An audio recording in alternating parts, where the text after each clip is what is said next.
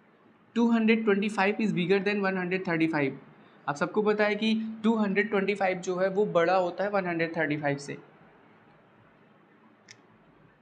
Now we apply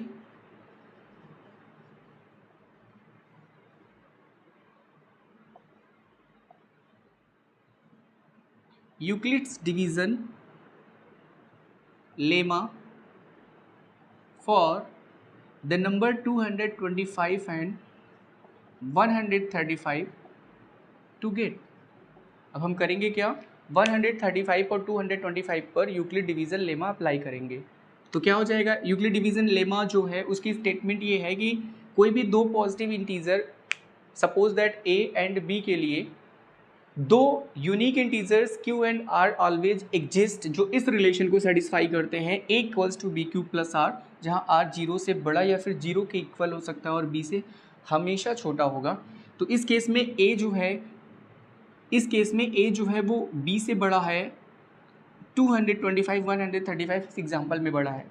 तो we write here 225 is equals to 135।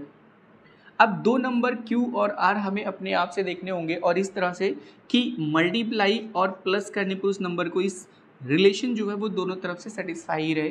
तो 135 को 1 से अगर मल्टीप्लाई कर दें तो 135 इंटू 1 135 ही होगा, और अगर उसमें 90 प्लस कर दें तो वो 225 के इक्वल हो जाएगा। यहाँ 1 इसलिए रखा क्योंकि इस रिलेशन को सेटिस्फाई करने के लिए यही कंडीशन फॉलो हो रही है, ठीक है। और अगर यहाँ 2 रखेंगे तो 135 2 जा 225 से बड़ा हो जाएगा। अब आप देख सकते हैं कि रिमाइंडर जो है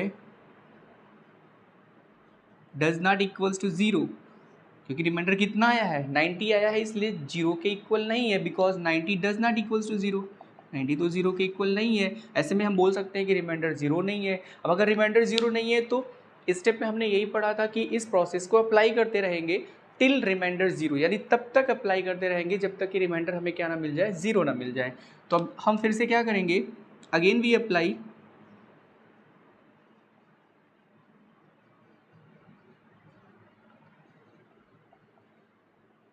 Euclid's division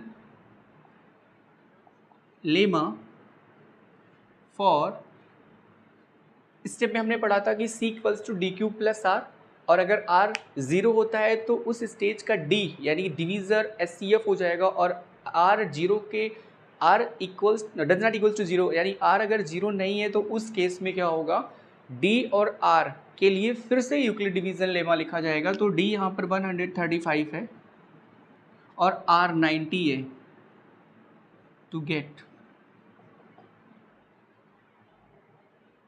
135 is equals to 90 into, अब फिर से हमें यहाँ दो नंबर ऐसे लिखने होंगे जो इस रिलेशन को सेटिस्फाई करें। तो 90 टू जा तो 180 हो जाएगा, जो कि 135 से बड़ा है, सो वी राइट हियर 1। तो 90 into 1, 90 into 1 is equals to 90, और 135 90 से 45 बड़ा है, तो अगर इसमें 45 ऐड कर दें तो दोनों तरफ की रिलेशन इक्वल हो जाएगी। हम देख सकते हैं कि रिमाइंडर अभी भी 0 के इक्वल नहीं है, because 45 does not equals to 0, यानी रिमाइंडर अभी भी 0 नहीं है। 0 नहीं है इसका मतलब प्रोसेस अगेन अप्लाई करना होगा।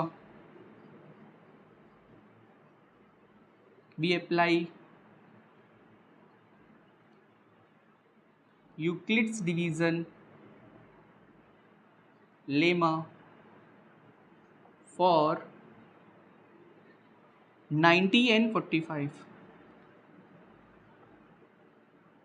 we get